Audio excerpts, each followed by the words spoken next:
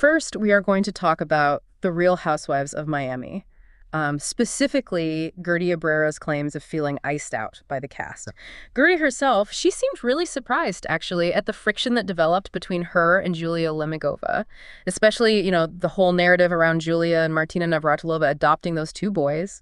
Yeah, and what's interesting is, the initial spark for that friction was supposedly Guerdy not joining Zoom call, the one where Julia announced the adoptions. Right. But Guerdy actually came with receipts, like evidence showing she really tried to connect. She reached out saying the link wasn't working. So it wasn't just a simple missed call then? Exactly. It kind of illuminates how fast a small thing, a misstep, can get spun into a whole storyline on these shows, maybe to create some early drama. Yeah, it seems like it. And Guerdy pushing back with proof right away, it shows they're already, playing defense, aware of how stuff gets framed. And Guerdy definitely felt that narrative was, heavily manipulated. She even said she felt like she was in the Truman Show with the whole cruise timeline thing. Right. The show made her look like an opportunist, just wanting to meet celebs on a cruise where, they were the celebrities. That Truman Show comparison, it's not just about feeling manipulated, is it?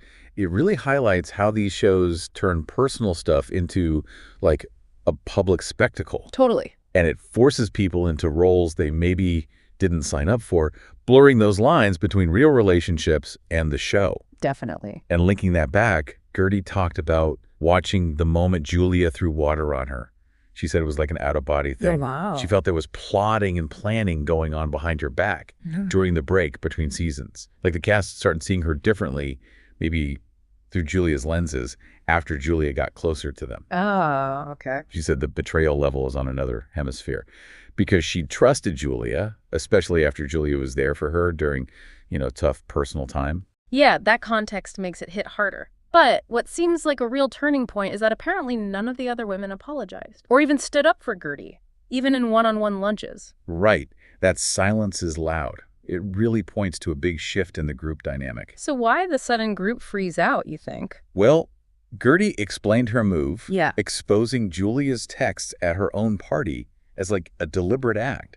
Part of this new Guerdy she became after her health scare. Okay. She saw it as her only opportunity, basically, to speak without being cut off, to get her side out there on her terms and try to grab back her narrative. And she noticed this pattern of icing out, described friends walking out together like seagulls. That's quite an image. Yeah, it is. She seemed genuinely confused, asking why the cast was so hard to be negative towards her, and Lisa and Adriana too. She felt it was like a premeditated gang up, especially since she thought they were all good before filming for season 7 even kicked off. And that icing out, it wasn't just the main cast, right? You had Kiki Barr throwing shade on Watch What Happens Live, questioning Guerdy's whole wedding planning business. Oh, yeah, I saw that. Guerdy's response was pretty sharp, though. Reminded everyone she brought Kiki onto the show and basically said her finances are solid. She doesn't need to work constantly. It just demonstrates that competitive edge, Even friendships can get strained under that reality TV spotlight with careers and public image on the line. Okay, let's shift gears. Next update we have about the Real Housewives of Beverly Hills. Kyle Richards, she did an Amazon Live recently and dropped some details about RHOBH season 15. Right, the big news is always the cast changes. So Rachel Zoe and Christine Blackman are in. Following Darcel Beauvais leaving. Exactly. That always shakes things up, doesn't it? New people mean new alliances, maybe new conflicts. It changes the whole dynamic. Absolutely. And speaking of dynamics, Kyle talked about her daughter's wedding. She said, yeah, they'll share some footage, but it won't be filmed in the, quote, typical way. And maybe more tellingly, not all the RHOBH cast will be invited. Makes you wonder, can you ever really keep those worlds separate? Your public show life and your private family life. That's the constant struggle, isn't it? The tightrope walk. Kyle did sound pretty positive about filming season 15, though. Said there are a lot of interesting new people and dynamics. Okay. And she feels she's personally in a better place after a rough year, which kind of illuminates how these shows can weirdly both amplify struggles and document growth, when the cameras capture the whole journey. That's a good point. What about her co-parenting with Mauricio? How's that going, according to her? Kyle said she's really proud of how they're handling the separation. She stressed they're great friends and focused on their daughter's well-being. Good for them. It really demonstrates that effort to keep things stable for the family, Setting a public example, maybe, of handling divorce maturely. She also mentioned texting with Denise Richards, feeling sad about Denise's divorce. Seems like some connections remain, even after past drama. Yeah, empathy can still cut through. As for other rumors, Kyle shut down the Adrienne Maloof filming one, even though Adrienne was seen with Bozoma St. John. Okay. She also touched on Teddy Mellencamp maybe returning, said she'd love it, but Teddy's super busy. And apparently, Sophia Bush was asked to join at some point, but it didn't happen. Oh, interesting. These casting rumors, they always create buzz, don't they? They become their own preseason stories. Totally. And for the real fans, Kyle shared some production details, too. Like, RHOBH filming takes about 3 or 4 months. And the confessionals, those solo interviews, they keep filming those right up until the reunion. Ah. And her favorite franchise, she said, Real Housewives of New York City. Classic choice. Next update we have about the Valley. This one delves into Jax Taylor leaving and Lala Kent's thoughts on it all. So Jax is officially out of the Valley. Yeah, and Lala Kent had some things to say about it recently. What was Jax's reason again? He said it was to focus on his sobriety and mental health. Lala and her brother Easton, too, seemed really supportive of that. They emphasized just how much pressure reality TV puts on someone in recovery. Sometimes stepping away is just the necessary, healthy thing to do. Makes sense. But despite that, Brittany Cartwright faced some backlash, didn't she, for filing for divorce while Jax was supposedly in rehab for cocaine addiction. That sounds incredibly rough. Oh, for sure. Facing public judgment during something so personal. Brutal. But Lala really went to bat for Brittany, called her the victim in all this. Okay. She praised Brittany for handling it all beautifully, stepping up for their son, hustling hard. Lala seems to think they can co-parent well, but only if Jax stays focused on recovery. It shows those bonds they form, right? Shared experience, even with all the drama. Definitely. Loyalty runs deep sometimes. Speaking of Lala, she kind of teased being in talks for more reality TV herself, but then immediately backtracked. Yeah, it's funny. She said in talks, then right away was like full panic attack. Said she needs a solid 3 years off. Relatable. It really speaks volumes about the toll these shows take, It's not just fun and games. It's emotionally draining. Now, shifting within the Valley drama, Jax tried to explain his behavior towards Danny and Nia Bucco in the finale, said it was frustration. Yeah, frustration because he felt they weren't sharing enough on camera. He was like, you don't pick and choose what you talk about. It doesn't work that way. Oof. That highlights that classic reality TV tension, doesn't it? The demand for total openness versus people wanting some privacy. Exactly. Yeah. But Danny tells a very different story. Oh. Danny claims Jax actually threatened him before filming even started. Told him he had a target on his back for being fake. Wow. Okay. Said Jax planned to bring them down. Danny admitted it felt really hurtful, especially because he saw Jax as a friend. It just shows how off-camera stuff can completely drive the on-screen drama. Definitely changes the context. And then there's that whole rumor about Danny and Nia claiming they were protected on the show. Right. Where did that come from? Well, Luke Broderick thought Brittany started it. Nia suspected it went from Janica Perna to Brittany to Jax. But Brittany denied it, and Danny called it absolute BS. Like, why would they say that when they felt attacked all season? Yeah, it doesn't add up. It just illustrates the whole rumor mill aspect, how narratives get spun and cast members are left trying to figure out who said what. Okay, next update we have about Next Gen NYC. There's been some pretty dramatic stuff happening, especially between Georgia McCann and Charlie Zakkour. Yeah, this new show jumped right into intense conflict, didn't it? Seems like it. What kicked off the feud between Georgia and Charlie? It illuminates how small things blow up. Started with Georgia apparently not returning some speakers Charlie lent her. Seriously? Speakers? Yep. It escalated into a big fight where Charlie allegedly called her a beach and said she wouldn't even be on the show if it wasn't for him. Yikes.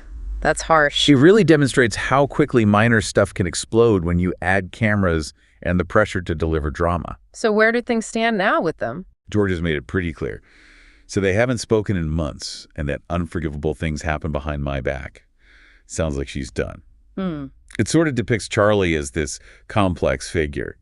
Georgia admitted he has wonderful qualities, can be funny and generous, but also incredibly challenging to be close with. She said she let a lot slide with him that she normally wouldn't. It just shows how tough navigating intense friendships can be, especially when they're public. And it's not just Georgia he's clashed with, right? Reports say he wasn't thrilled about the other legacy kids being cast, like Giudice, Rayleigh Burris, Ariana Bierman. Yeah, supposedly he was disappointed they were cast, which raises interesting questions about the dynamics when you mix established reality TV families with newcomers. True. But what's fascinating is Georgia's mixed feelings about the friendship ending. She's obviously upset, but she also said, at times, it does feel like there's a weight off my shoulder. Wow, even though she misses him. Right. It speaks to that feeling of release you can get when a difficult, draining relationship ends, even if it was important. Next update we have about the Real Housewives of Atlanta. Let's examine that feud between Porsha Williams and Shamea Morton. We saw a sneak peek of the season 16 reunion, and boy, did it get into the history there. And if you look at the bigger picture, the root of the issue between Porsha and Shamea, it actually goes back to their mothers, a really long-standing conflict. Up in there. Porsha revealed that Shamea's mother apparently bought Porsha's mother's childcare business out of foreclosure, like without Porsha's mom knowing, and then immediately took down her sign. Whoa, that's intense. Super intense. Shamea claimed their moms hadn't spoken for years before that, but Porsha strongly denied that. So you have this deep kind of generational betrayal impacting the daughter's friendship now, right out in the open. That explains a lot. And then things fractured even more on camera this season. Yeah, when Brittany told Porsha that Shamea had been sharing their private text messages with other people. Text message sharing. A classic reality TV betrayal move, often devastating. Totally. Shamea did give a sort of partial apology at the reunion for talking about their issues with the other women, Angela, Drew, Kelly. But, you know, the damage from sharing private texts was already done for Porsha. It kind of highlights how sometimes apologies on these shows can feel a bit performative, maybe? Like they don't fully fix the breach of trust. Right. And Porsha also mentioned off-camera stuff, like Shamea telling friends Porsha didn't want her to get a peach or didn't congratulate her. But Andy Cohen, who is right there, actually backed Porsha up, confirming Porsha always did want Shamea as a full-time housewife. So it illuminates that whole blurred line between what really happened and the narratives people create, right? Yeah. Perceived slights getting exaggerated. Exactly. And what's fascinating is Porsha brought up Shamea's history of making claims about her in interviews before this season, said some comments almost ruined Shamea's own engagement in the past. So there's a pattern there. It demonstrates this long history of friction bubbling under the surface, which finally boiled over on screen this season. Cynthia Bailey's take on it felt pretty spot on. She said there's love there, but they need healing because the show just magnifies everything. If the friendship isn't solid, it cracks. Couldn't agree more.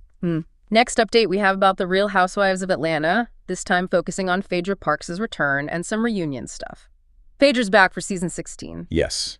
Her return, it really illuminates this idea of a stars-aligned moment, apparently after years of talks. How is she framing it? Phaedra herself is calling it a redemption tour or a renewal, presenting a new version of herself after being off the show for 7 years. So it's strategic. Oh, absolutely. It's not just coming back. It's a calculated move to reshape her narrative after, let's face it, a very controversial exit. We've seen redemption arcs before, but Phaedra's got that unique mix of sass and smarts that makes hers really interesting to watch. Definitely. Now, we also saw Brit, the newcomer, file that huge $20 million lawsuit against the network over photos Kenya Moore showed. Yeah, claiming it wasn't her in the pictures.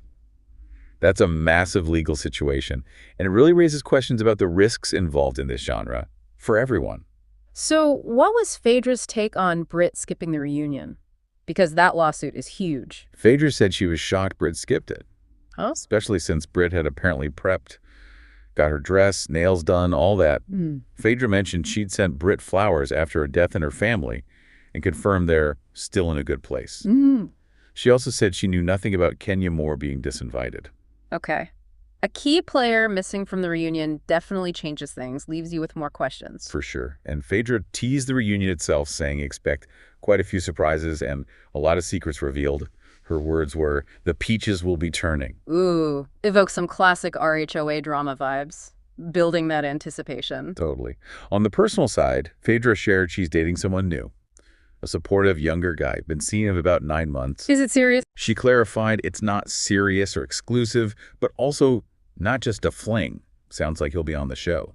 And she was clear. No plans to marry again. Just want something light and fun. Interesting. It shows how they control their narratives, revealing just enough personal stuff to keep viewers invested. Mm-hmm. And good news for Phaedra fans. She confirmed she is coming back for season 17. So, more Phaedra to come. All right, next update we have about the Real Housewives of Orange County. This is about Shannon Beador, betrayal, and that secret recording incident. Things got dark between Shannon and Katie Ginella on RHOC season 19. Yeah, really dark. The core issue, the thing that really fractured the trust, was Katie secretly recording Shannon during a breakdown. Wow. That act just completely changed the dynamic.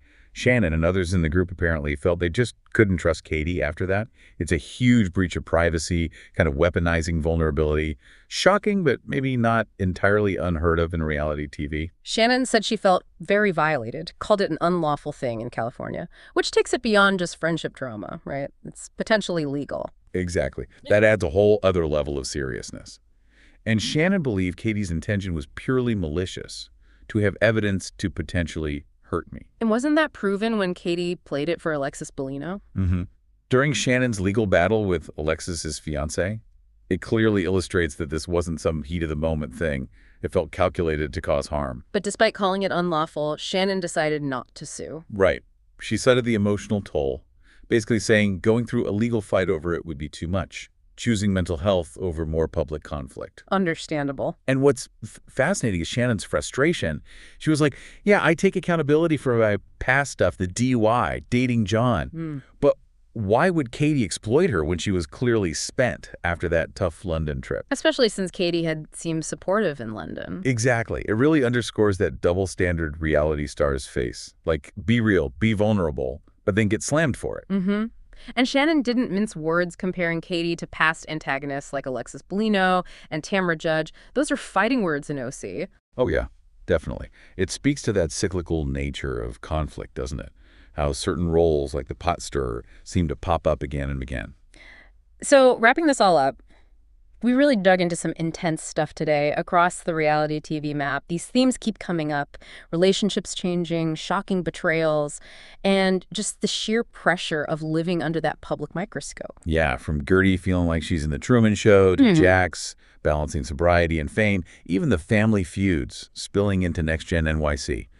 The camera just seems to magnify everything, every little slight, every decision. It really does. And if you connect it all, this whole reality TV environment, it really is like a crucible, isn't it? It tests friendships, family bonds, everything. And you see how that pressure can make tiny issues huge, force people to face hard truths. Or maybe just lean into the conflict because, well, it makes good TV. Right. It also demonstrates how these narratives get built layer by layer, by the cast, by production. It's this mix of real emotion and, let's be honest, carefully crafted drama. Yeah, definitely. Considering all these twists and turns we've unpacked today, it really makes you wonder. When those lines between your actual life and your on-screen performance get so incredibly blurred, how do you even navigate things like friendship and trust anymore? That's the million-dollar question. And maybe what lessons can we, watching from the outside, take from these super public dramas about our own relationships, especially when you think about betrayal and how much bigger the stakes get when it's not just a private falling out? Something to think about.